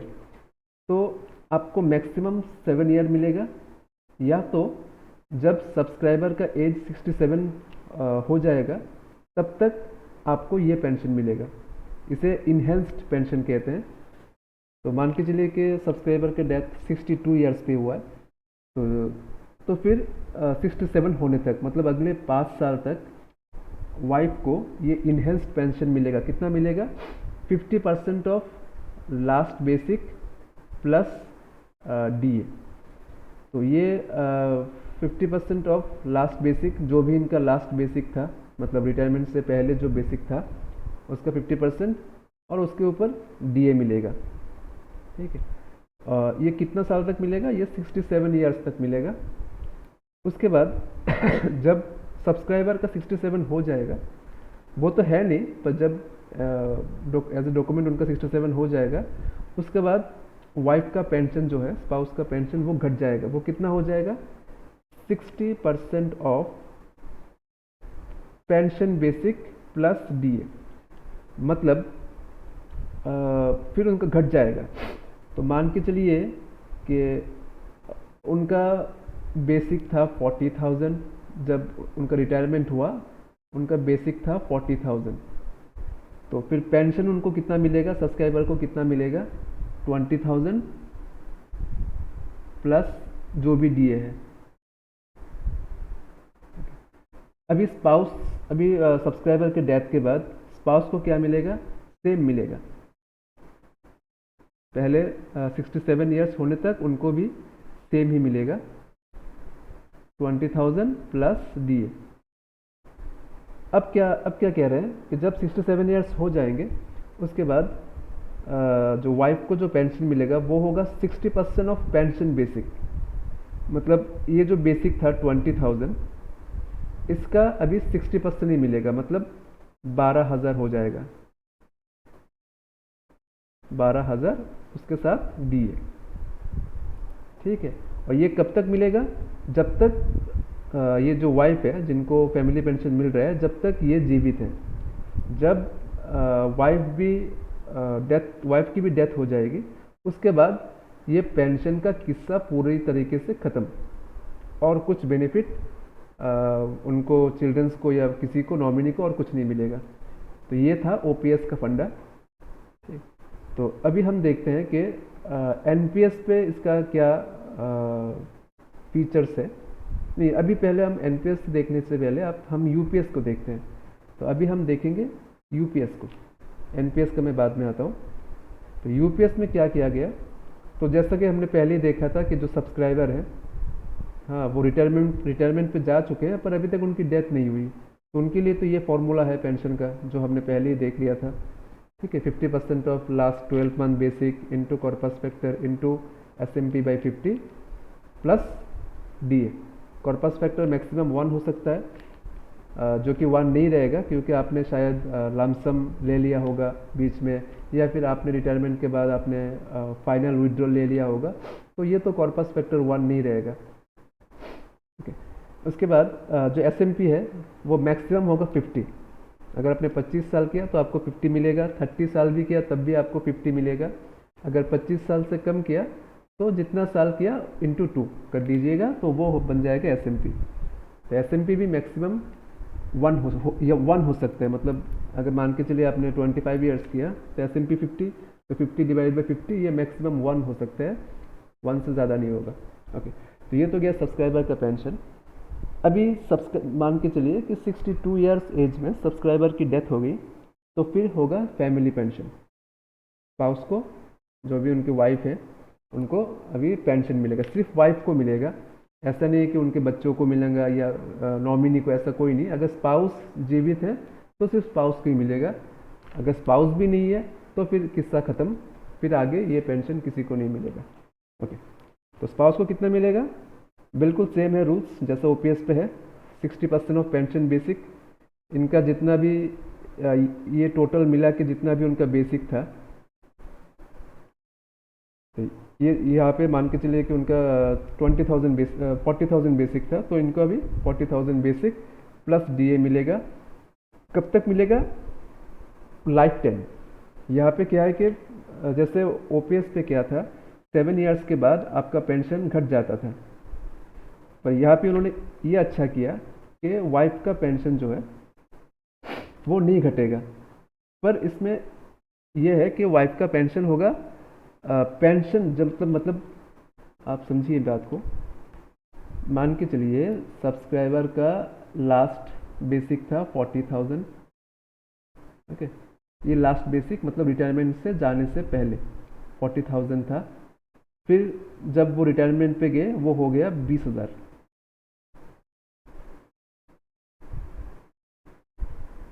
वो बन गया 20,000 प्लस डीए। अब जब स्पाउस को मिलेगा, स्पाउस को शुरू से ही इस 20,000 का 60% मिलेगा, मतलब 12,000 मिलेगा, 12,000 मिलेगा। तो ये है कि ये सॉरी मैंने गलत कहा था, ये प्रॉफिट नहीं है, ये यूपीएस पे लॉस है, क्योंकि ओपीएस पे पहले 7 साल आपको पूरा पेंशन मिलता था, जितना आपके हस्बैंड को पेंशन मिलता था उतना ही वाइफ को पेंशन मिलता था, एटलीस्ट 5-7 सालों के लिए मिलता था। उसके बाद हो जाता था 60% ऑफ पेंशन बेसिक, पर यहाँ पे शुरुआत से ही 60% ऑफ पेंशन बेसिक है। तो ये जो यहाँ पे जो ये पॉइंट नंबर 1 का बेनिफिट है, ये यूपीएस में नहीं दिया गया, सीधा पॉइंट नंबर 2 पे आ गया यूपीएस पे। ठीक है, और जब स्पाउस की डेथ हो जाएगी तब पेंशन क्लोज, फिर आगे जाके ये किसी को पेंशन नहीं मिलेगा, ना ही बच्चों को, ना ही किसी नॉमिनी को, पेंशन यहाँ पे क्लोज है। ठीक है, चलिए ये जो लास्ट है, after spouse death pension stops. Okay, तो अभी आते हैं हम एनपीएस पे। इसमें यूपीएस पे अभी थोड़ा बाकी है, मैं पहले एनपीएस ख़त्म कर लूँ फिर यूपीएस पे फिर से आऊँगा। तो एनपीएस पे क्या है, एनपीएस पे तो क्या होगा, जब आपका पेंशन पे जब सब्सक्राइबर ने 60 ईयर्स कंप्लीट कर लिया तो वो तो 60% अपना पूरा विड्रॉ कर लेंगे, फाइनल विड्रॉ करवा लेंगे, और बाकी जो 40% बचेगा उनको वहाँ पे 5 ऑप्शंस मिलेंगे, पेंशन के 5 ऑप्शंस मिलेंगे। उन 5 ऑप्शन से किसी भी एक ऑप्शन को उनको सिलेक्ट करना होगा और उसी के बेसिस पे उनको पेंशन मिलता जाएगा। तो मैं एक एक करके ये 5 ऑप्शंस आपको बता देता हूँ एनपीएस के। तो नंबर 1 ये है कि fixed pension for whole life. ठीक है, मतलब जो सब्सक्राइबर हैं, ठीक है, उनको वो जितना दिन भी वो जिएंगे उनको एक पेंशन फिक्स्ड हो जाएगा। ठीक है, और उनके डेथ के बाद, सब्सक्राइबर के डेथ के बाद जितना भी कॉर्पस आपका था, मतलब जो 40% कॉर्पस बचा हुआ था, वो पूरा कॉर्पस या तो स्पाउस है तो स्पाउस को मिल जाएगा, अगर स्पाउस नहीं है तो फिर उनके बच्चों को वो 40% पैसा पूरा मिल जाएगा। यहाँ पे आपका कोई लॉस नहीं है, पर पेंशन स्टॉप हो जाएगा। पेंशन सिर्फ किसको मिलेगा, पेंशन सिर्फ जो सब्सक्राइबर है सिर्फ उन्हीं को मिलेगा, उनके बाद ना ही उनके स्पाउस को मिलेगा ना ही चिल्ड्रन को मिलेगा। ठीक है, स्पाउस और चिल्ड्रन को सिर्फ जो कॉर्पस वो छोड़ गए थे 40% वो मिल जाएगा।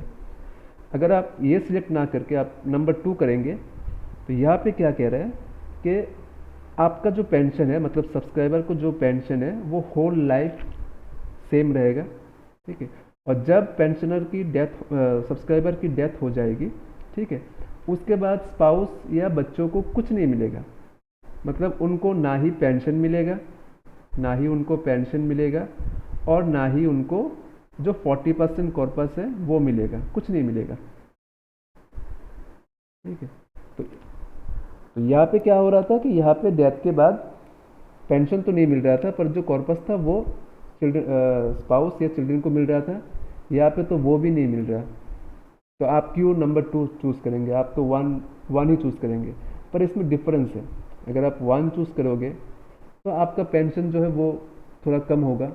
अगर आप नंबर 2 सिलेक्ट करोगे तो क्या होगा कि आपका पेंशन बहुत ज़्यादा होगा, क्योंकि उसके बाद आपके डेथ के बाद तो कुछ पैसा आप ले नहीं रहे हो, तो वो पेंशन में आपका पैसा ज़्यादा होगा। तो वो डिपेंड करता है आपके ऊपर, आप कौन सा चूज़ करोगे। ओके, फिर आएगा नंबर 3। वहाँ पे क्या होगा कि सब्सक्राइबर को होल लाइफ सेम पेंशन मिलेगा, और जब सब्सक्राइबर की डेथ हो जाएगी तो वही पेंशन जितना सब्सक्राइबर को मिल रहा था वही पेंशन उनके स्पाउस को मिलेगा, ना कि कुछ उसमें से कुछ नहीं घटेगा। जितना सब्सक्राइबर को मिल रहा था उसके स्पाउस को भी उतना मिलेगा जब तक उनके स्पाउस जीवित हैं। फिर जब स्पाउस की भी डेथ हो जाएगी तो जो 40% कॉर्पस है वो उनके चिल्ड्रंस को मिल जाएंगे, जो उनके बच्चे हैं या नॉमिनी हैं उनको मिल जाएंगे। ठीक है, आप चाहे तो ये भी आप चूज़ कर सकते हैं। फिर नंबर आएगा 4 पे क्या है कि सब्सक्राइबर को होल लाइफ पेंशन मिलेगा, फिर सब्सक्राइबर की डेथ के बाद सेम पेंशन स्पाउस को मिलेगा। ठीक है, और फिर स्पाउस की डेथ के बाद उनके जो बच्चे या नॉमिनी है उनको कुछ नहीं मिलेगा, उनको ना ही पेंशन मिलेगा ना ही 40% मिलेगा।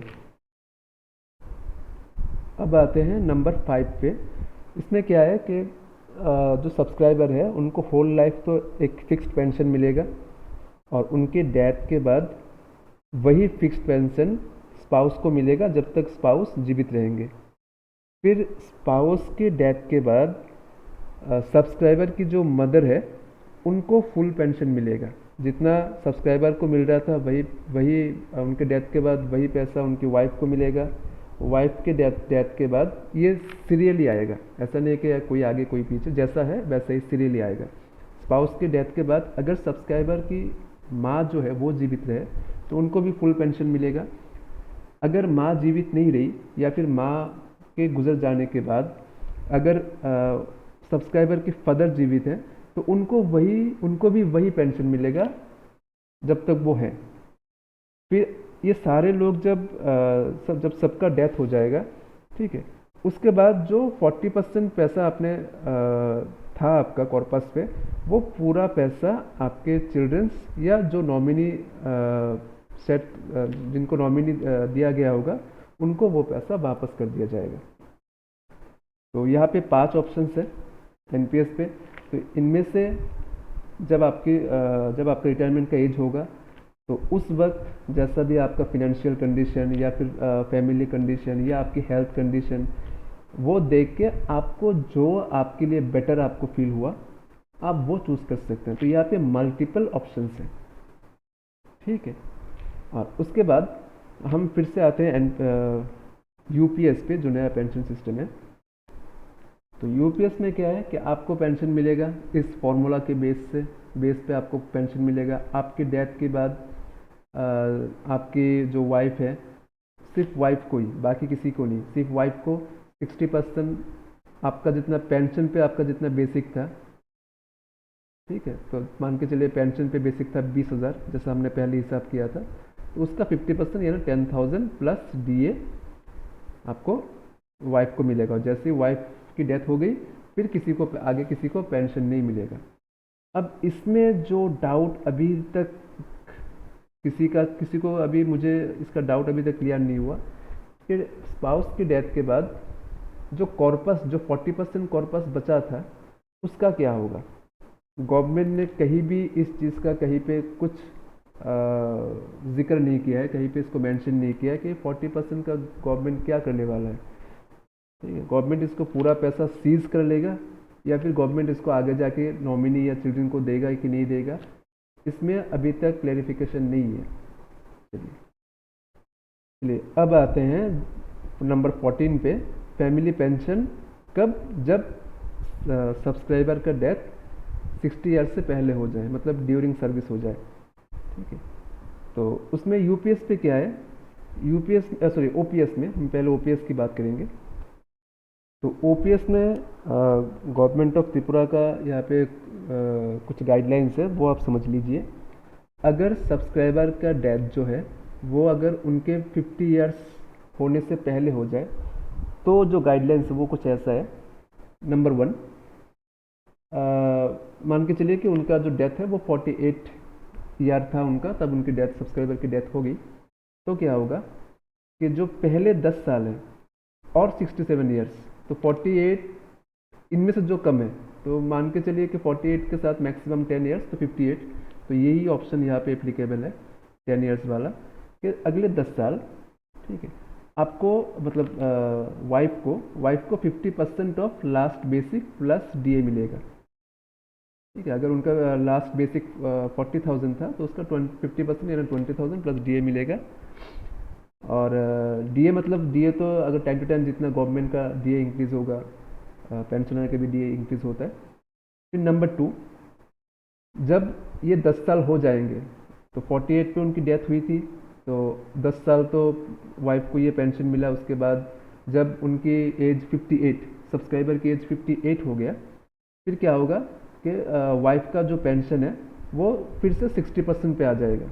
मतलब यहाँ पे 20,000 था, तो 20,000 का 60% यानी 12,000 उनको बेसिक हो जाएगा और उसके ऊपर उनको डीए मिलेगा। और क्या था, क्योंकि उनकी डेथ 50 ईयर से पहले हुई थी, इसलिए उनको उनकी फैमिली में अगर कोई ऐसा है कि गवर्नमेंट जॉब के लिए एलिजिबल है, तो उनको एक गवर्नमेंट जॉब दिया जाएगा डाइन हंड्रेड स्कीम पे। अगर पर कंडीशन क्या है कि फैमिली पे और कोई पर्सन इन गवर्नमेंट सर्विस नहीं होना चाहिए, तभी जाके आपको ये डाइन हंड्रेड पे गवर्नमेंट जॉब का फैसिलिटी आपके फैमिली मेम्बर्स को मिलेगा। ओके, और हम दूसरा कंडीशन देखते हैं। अगर आपकी एज जब आपकी डेथ होती है, आपकी एज 50 ईयर्स से ऊपर है, मान के चलिए 52 एज पे आपकी डेथ होगी, तो पहले तो ये है कि जो गवर्नमेंट जॉब का स्कीम है, हाँ, डाइन हार्नेस पे, तो वो आपके फैमिली मेम्बर्स को फिर एलिजिबल नहीं होगा। फिर क्या होगा कि फिर जितनी आपकी लास्ट सैलरी थी, ठीक है, जितनी आपकी लास्ट मतलब 40,000 आपकी मान के चलिए कि लास्ट सैलरी थी जब आपकी एज 52 आपकी डेथ हुई थी, तो वो पूरा जो सैलरी है, वो पूरा सैलरी आपको वाइफ को मिल जाएगा। ठीक है, सिर्फ वाइफ को मिल जाएगा।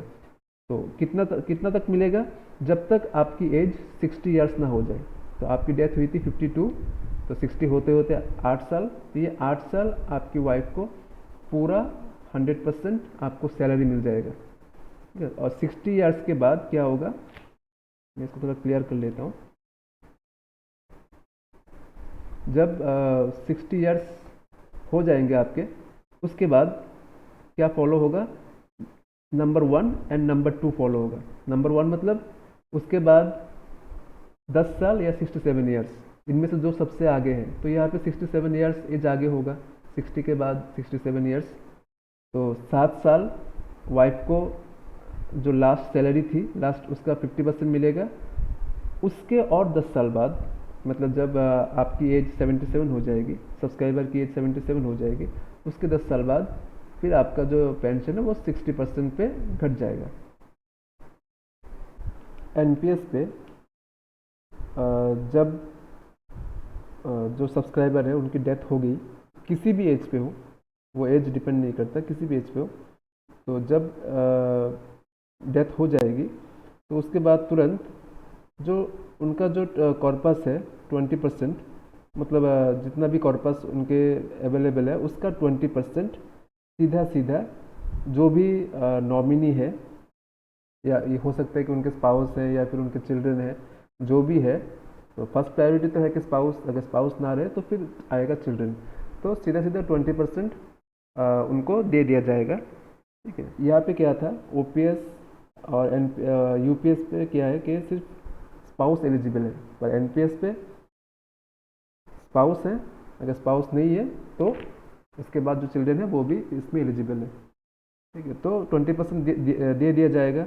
मान के चलिए कि आपके पास कॉर्पस 2 करोड़ है, तो उसका 20% यानी 40 लाख सीधा सीधा नॉमिनी को मिलेगा, और बाकी जो 80% है, जो रेस्ट 80% है, उससे आपकी वाइफ को या फिर नॉमिनी को फिर से वो पेंशन के लिए एन्युइटी खरीदना होगा। मतलब जो हमने जो देखा था, जो 5 अलग अलग ऑप्शन है, तो आपकी वाइफ को कोई एक उस 5 ऑप्शन से कोई एक ऑप्शन को सिलेक्ट करना होगा, और उसी के अकॉर्डिंग फिर आपकी वाइफ या चिल्ड्रंस को उसी के अकॉर्डिंग पेंशन मिलेगा। अभी हम आते हैं यूपीएस पे। जो नया पेंशन है यूपीएस, इसमें क्या है, अगर आपकी डेथ किसी भी उम्र पे हो, जैसा कि एनपीएस पे है, चाहे आपकी डेथ 40 पे हो या 50 पे हो या 55 पे हो, जिसमें भी हो, तो डेथ के बाद तुरंत जो स्पाउस है, किस स्पाउस को मिलेगा। अगर स्पाउस नहीं है तो फिर किसी को नहीं मिलेगा पैसा। तो अगर स्पाउस है तो स्पाउस को कितना मिलेगा? 60% ऑफ पेंशन बेसिक। मतलब मान के चलिए कि डेथ के पहले सब्सक्राइबर का बेसिक था 40,000, ठीक है, तो उसका हो जाएगा 50% यानी 20,000 हो जाएगा, और उसका भी 60% यानी 12,000 रुपये फिर आपका वाइफ का बेसिक हो जाएगा। ठीक है, तो उसके साथ डीए, और ये कितना, ये लाइफ टाइम होगा, जो कि यहाँ पे नंबर 2 पॉइंट है, नॉर्मल पेंशन। वही यहाँ पे इनिशियली शुरू से ही आपको नॉर्मल पेंशन मिलेगा। ओपीएस पे जो इन्हेंस्ड पेंशन का फैसिलिटी था, यहाँ पे ये नहीं है। इन्हेंस्ड पेंशन का फैसिलिटी यूपीएस पे नहीं दिया गया है। चलिए, फिर स्पाउस की डेथ के बाद तो पेंशन बंद हो जाएगा, जैसा कि ओपीएस पे था कि स्पाउस की डेथ के बाद पेंशन बंद हो जाता है, तो यूपीएस पे भी वही रखा गया है, पेंशन बंद। अभी जो आपका जो बाकी 40% कॉर्पस अभी भी बचा हुआ है, उसका क्या होगा? उसका अभी तक गवर्नमेंट ने कोई क्लैरिफिकेशन नहीं दिया है कि वो पैसा गवर्नमेंट क्या नॉमिनी को देंगे स्पाउस की डेथ के बाद, या फिर वो पैसा गवर्नमेंट सीज कर लेगा, मतलब गवर्नमेंट ही रख देगा। तो इसके ऊपर कुछ खास क्लैरिफिकेशन अभी तक नहीं है, और क्यों नहीं है वो नहीं पता। तो चलिए हम आगे बढ़ते हैं। तो आपने अभी तक जितना देखा है, तो आपको एक आइडिया मिल चुका होगा कि कौन सा आपके लिए शायद अच्छा होगा। फिर भी मैं फिर से एक क्विक समरी कर देता हूँ, तो आपको डिसीजन लेने में बहुत आसानी होगी। तो देखिए, यहाँ पे सिर्फ एनपीएस और ओपीएस को मैंने रखा है। अभी हमने सॉरी, ओपीएस नहीं, ये गलत है। तो ये एनपीएस और यूपीएस पे अभी हम क्विकली समरी कर लेंगे। चलिए, तो फर्स्ट पॉइंट है पेंशन की गारंटी। तो एनपीएस पे तो कोई गारंटी फ़िलहाल नहीं है एनपीएस पे गारंटी, और पर यूपीएस पे गारंटी है। गवर्नमेंट कहती है कि गारंटी है, वो हमने समझा भी है। तो उस लिहाज से तो यूपीएस, चलो ठीक है, मैं मानता हूँ कि यूपीएस अच्छा है। यूपीएस पे हमने राइट किया और टिक मार्क किया। नेक्स्ट आते हैं पेंशन वैल्यू। तो पेंशन वैल्यू, जिस तरह से अभी इंडिया का इकोनॉमी चल रहा है, तो इतना तो श्योर है कि पेंशन वैल्यू एनपीएस पे ज़्यादा होगा, यूपीएस पे इतना ज़्यादा नहीं होगा। डीए और डीआर फैसिलिटी नंबर 3। तो डीए डीआर फैसिलिटी क्या है कि एनपीएस पे कोई पेंशन के ऊपर डीए और डीआर नहीं मिलेगा आपको, पर यूपीएस पे आपको टाइम टू टाइम डीए और डीआर की फैसिलिटी पेंशन होल्डर को मिलती रहेगी।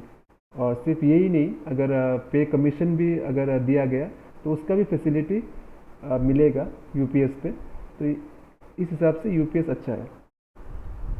मंथली कंट्रीब्यूशन, तो मंथली कंट्रीब्यूशन पे एनपीएस पे क्या है कि 10 प्लस गवर्नमेंट का है 14, और यूपीएस पे है 10 प्लस 10। तो इस हिसाब से एनपीएस अच्छा है, इससे आपका कॉर्पस ज़्यादा बनेगा। चलिए, वन टाइम लमसम अमाउंट, तो एनपीएस पे ऐसा कोई अमाउंट नहीं दिया जाता, पर यूपीएस पे दिया जाएगा। हालांकि ये ज़्यादा पैसा नहीं है, बिल्कुल कम है, फिर भी इस पे है, तो ये अच्छा है। तो पार्शियल एंड फाइनल विड्रॉल, तो पार्शियल एंड फाइनल विड्रॉल दोनों में ही सेम है, इसका रूल्स दोनों भी सेम है, तो इसमें कोई आप डिफरेंशिएट नहीं कर पाओगे। नंबर 7 है फैमिली पेंशन आफ्टर डेथ। तो देखिए, एनपीएस पे क्या है कि एनपीएस पे सिर्फ आपके स्पाउस ही नहीं, आपके स्पाउस या नॉमिनी, चिल्ड्रन, वो सब एलिजिबल है, जो कि यूपीएस पे तो नहीं है। यूपीएस पे सिर्फ आपका स्पाउस है। और दूसरा जो है कि फैमिली पेंशन पे आपके पास 5 अलग अलग ऑप्शन होंगे, उनमें से आपको जो सही लगे आप वो चूज़ कर सकते हो, आपके पास ऑप्शन ज़्यादा है। पर यूपीएस पे आपके पास कोई ऑप्शन नहीं है।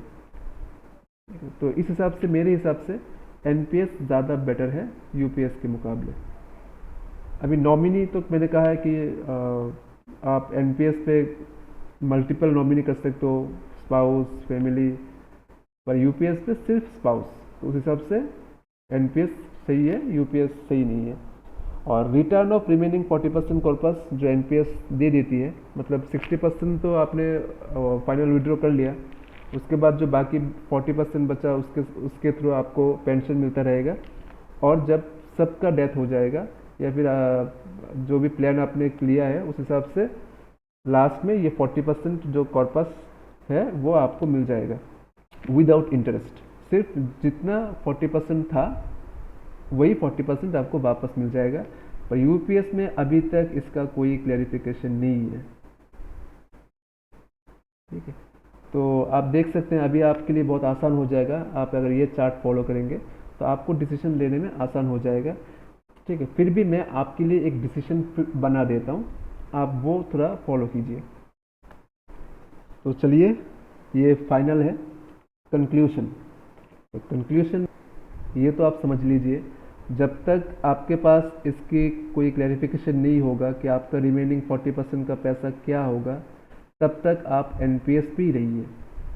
क्योंकि अगर ये 40% कॉर्पस अगर गवर्नमेंट कह रही है कि वो सीज कर लेगा, तो इसका मतलब ये है कि एश्योर्ड पेंशन आपको मिले ना मिले, एश्योर्ड लॉस तो आपका ज़रूर होगा यूपीएस पे। तो आप थोड़ा इसके बारे में आप थोड़ा सर्च कर लीजिए, आप कुछ भी कीजिए, पर पहले इसको श्योर आप हुई कि आपको ये 40% कॉर्पस मिलेगा कि नहीं मिलेगा। तो मेरा ये सजेशन है, अगर आपकी टोटल सर्विस लेंथ 20 साल से कम है और उस 20 साल में अगर 5 साल फिक्स पे है, अगर ऐसा है तो आप यूपीएस चूज़ कर सकते हैं, क्योंकि इस इतने कम सालों में आपका ज़्यादा कॉर्पस नहीं बना होगा, तो एनपीएस पे भी आपका ज़्यादा आपको फ़ायदा नहीं होगा। तो फिर आप यूपीएस पे आप चूज़ कर सकते हैं। अगर आप पार्शियल विड्रॉल ना करें, फाइनल विड्रॉल ना करें, तो आपको मिनिमम 10,000 का तो एश्योर्ड आपका ये है। तो इसलिए मैं यूपीएस आपके लिए प्रेफर करूँगा। एंड जिनका सर्विस 30 ईयर्स से ज़्यादा है, मतलब आपका सर्विस लेंथ 30 ईयर्स से ज़्यादा है, तो मेरे हिसाब से आपको एनपीएस पे स्टे करना चाहिए, क्योंकि आप बहुत लंबा इसमें आपका कंट्रीब्यूशन होगा। मार्केट भी दिन ब दिन, इकोनॉमी दिन ब दिन अच्छी होती रहेगी, तो आपको बहुत अच्छा रिटर्न मिल सकता है, आपका पेंशन बहुत हाई वैल्यू हो सकता है, आपका कॉर्पस बहुत ज़्यादा होगा। तो मेरे हिसाब से आपको एनपीएस पे स्टे करना चाहिए।